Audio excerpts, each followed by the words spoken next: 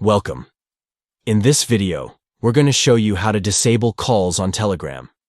Whether you're looking for some peace and quiet, or you just don't want to be disturbed by unexpected calls, this simple setting will help you stop anyone from calling you on Telegram. Let's walk through the steps. Step 1. Start by opening the Telegram app on your Android device. Step 2. Once you're inside, tap on the menu icon at the top left corner of the screen to open the side menu. Step 3. From the menu, tap on Settings to access all of your Telegram preferences. Step 4. In the Settings menu, tap on Privacy and Security. This is where you can manage all your privacy options. Step 5. Next, tap on Calls under the Privacy and Security section. Step 6. Under the Who Can Call Me section, you'll see options like Everybody, My Contacts, and Nobody.